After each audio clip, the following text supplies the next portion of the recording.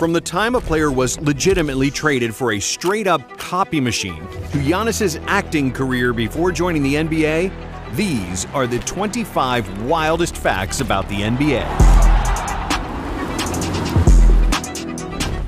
Everyone knows about Kobe Bryant's infamous 81-point game, but there are other equally impressive Kobe records you might not know about. During a 4-game streak in 2007, the Black Mamba averaged 56 points over a 7-day span. Now Kobe for the tie. Got it! In that week, Bryant dropped more 50 pieces than D-Wade had in his entire career, as many as Karl Malone did in 19 years, and more than Tim Duncan, Clyde Drexler, and Paul Pierce combined. That's impressive. But what's completely bizarre? Every year, there are about 500 players in the NBA. So the chances of anyone sharing the exact same birthday are pretty slim. And for them to all play on the same team, well, that's virtually impossible. But what if we told you that one team had not one, not two, but 3 players who were born on the same date, and they all played the same position? In 2015-16, the Dallas Mavericks employed Deron Williams, J.J. Barea, and Raymond Felton, who were all born on June 26, 1984.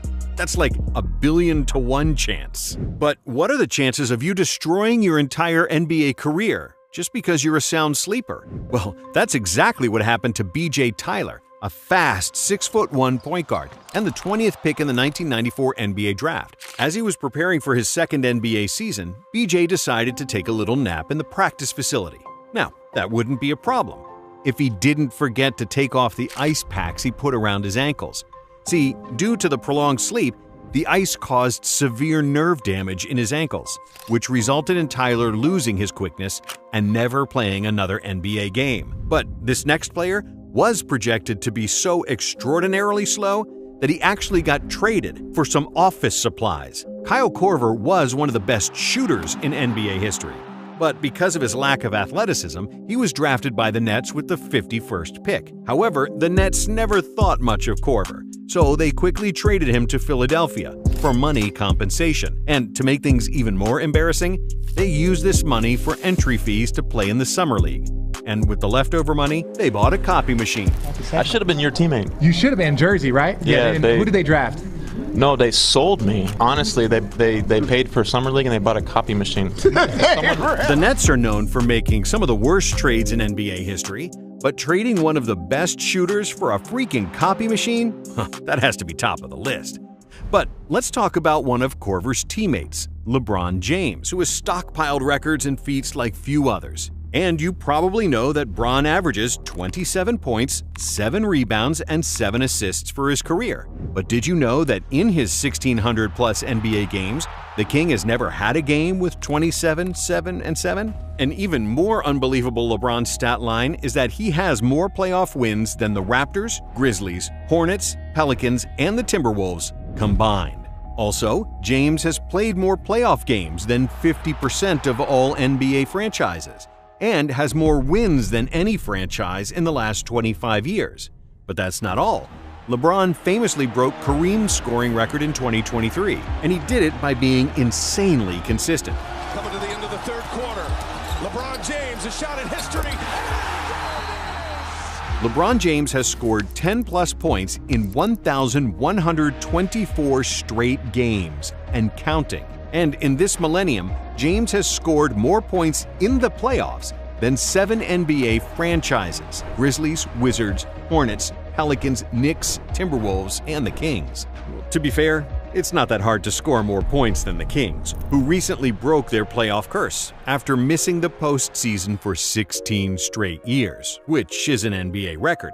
Even the defunct Supersonics, who haven't existed as a franchise since 2007, have won a playoff series more recently than the Kings. But what about records that are outright weird? If you've never heard of Eddie Robinson, we don't blame you, as he only played 5 unremarkable years in the NBA between 2000 and 2004. But what makes Robinson unique is that he played for 2 teams. Not so weird, the Hornets and the Bulls. Now, he recorded 969 points and 382 rebounds for Chicago. And then, with Charlotte, he scored exactly 969 points and 382 rebounds. What might be even more bizarre is how Pete Maravich made an unbelievable prediction. about his own death. When he was just 26 years old, the Pistol said in an interview that he didn't want to have a 10-year NBA career and then die of a heart attack at 40. He then proceeded to have a 10-year NBA career and die of a heart attack at 40. Garland, as you mentioned, Pete Maravich was playing the game he loved and gave so much of his life to when he died this morning in Pasadena, California.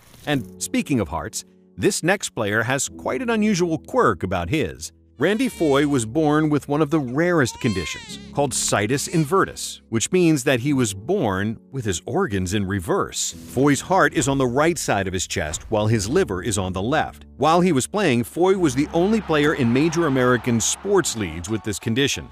Still, this didn't affect his play, and he carved out a solid 11-year career. And there is one very famous NBA player who also played with a condition, and that condition was being drunk. Manute Bol is the tallest and probably the skinniest player in NBA history, and in order to put on weight, he used to drink beer before games. Supposedly, Manute never played a game sober, which makes his feat of hitting 6 3-pointers in one half even more impressive. But what's equally impressive is when NBA players kill it on the silver screen. Oh, Shaq, if you're watching this, yeah, we're not talking about Kazam. If you've never heard about the movie Dead Europe, you'll be surprised to know that way before one player ever got to the NBA, he kicked off his acting career. We're talking about none other than Giannis Antetokounmpo. We know what you're asking yourself. How the hell did a teenage Giannis, who was struggling to make ends meet, ever end up in a movie? Well, as it turns out, Dead Europe's director, Tony Kravitz, was filming the movie in Athens, and he wanted to cast a family who could play refugees, yet seem normal and open-hearted. Giannis and his mother, who also appears in the scene, applied for the job because they needed money. And they were a natural fit, because their life experience perfectly described those of their characters. Looks like Giannis was destined to be a star one way or another. However, Giannis was not the first Nigerian to play in the NBA. It's in fact Hakeem Olajuwon, who is from the same Yoruba tribe as Giannis's parents. Hakeem's path to the NBA is equally as remarkable as Giannis's, because just like Giannis, Hakeem discovered basketball very late, when he was already 15 years old. But thanks to his soccer background, Olajuwon quickly finessed the game and developed impeccable footwork that would make him one of the best centers of all time. He's one of only 4 NBA players to ever record a quadruple-double, with a stat line of 18 points, 16 rebounds, 11 blocks, and 10 assists. This, however, is not a story about that game, but of another game that happened 3 weeks earlier. The Dream recorded 29 points, 18 rebounds, 10 assists, and 11 blocks, meaning he had 2 quadruple-double games in 1 month, which is beyond crazy. Except 3 days after that game, the NBA officials stripped him of 1 assist, which is a shame, because he would be the only player with 2 career quadruple-doubles. But what about the negative scoring records? Do you know the record for minutes played in a game without a single point? Well, if you don't, we bet Wilson Chandler does, because he's the owner of that horrible record, as he played a full 48 minutes without ever scoring once. Now, to be fair, Chandler shares this record with Dennis Rodman and Horace Grant, who also went scoreless for the full duration of 1 game. And while we're talking about Chandlers, let's mention Tyson Chandler, who was a co-owner of one very strange accomplishment. In 2012, Chandler won the Defensive Player of the Year award, and he didn't even make first-team All-Defense. To make things even weirder, and a clear sign that the voting system was flawed, the same thing happened again in 2013, this time with Marc Gasol. But how was that even possible? It's because the Defensive Player of the Year was voted for by the media, and was separate from all defensive voting, which was voted for by the NBA coaches, until the NBA finally changed this rule in 2014. Something similar happened in 1973, when Dave Cowens won the MVP but didn't make the All-NBA first team. But when we're talking about NBA awards and the mess that comes with voting, there used to be an NBA award that aimed to exclude all this nonsense and be purely based on statistics. It was called the IBM Award, like the computer company. And it actually looked like a laptop, because it was also sponsored by IBM, the computer company. The winner was determined by a computer formula, which measured the player's statistical contribution to his team, and should have decided who's the most impactful player in the league. It was the statistical equivalent of the MVP award, and, in theory, seemed great. But the problem was that it heavily favored rebounding and discounted winning, which yielded some improbable winners, like Dennis Rodman over Michael Jordan in 1992, and Dikembe Mutombo over Shaq in 1999. But after 19 years and 11 different winners, the IBM award was discontinued in 2002, which seems like yesterday if you think about how crazy the NBA used to be when it first started.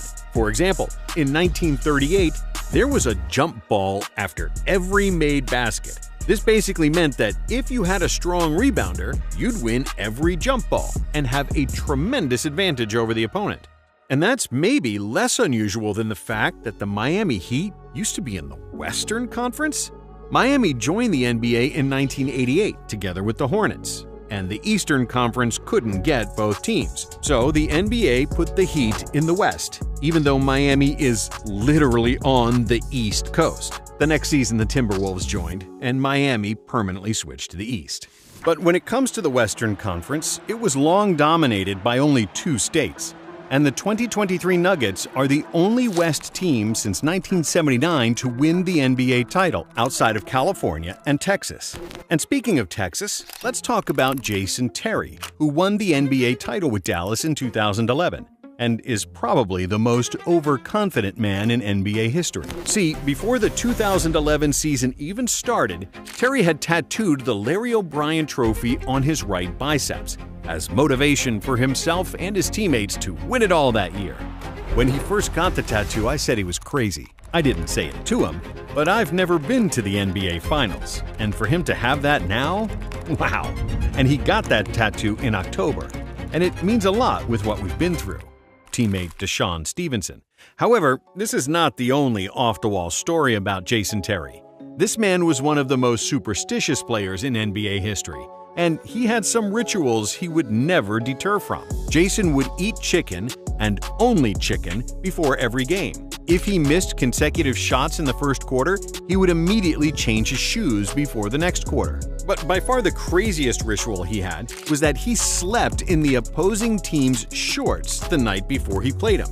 So if he was going on a 2-week road trip, this meant he had to travel with 10 different pairs of shorts from the opposing teams, and he had to plan exactly which shorts to pack. Jason Terry was once a teammate of Shaquille O'Neal, and this next unbelievable story is called the 6 Degrees of Shaq, which once was also featured on Inside the NBA. This is a streak that dates back till 1984.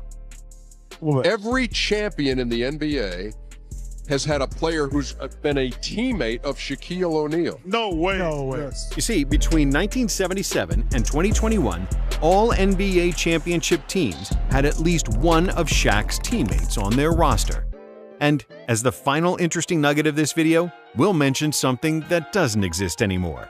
It's the old Twitter logo, which was named Larry, after Larry Bird. And this is just speculation, but the new Twitter logo is probably named after Elon's son, who, we'll admit, has a cool name. I mean, it's just X, the letter X, and then the AE is like pronounced Ash.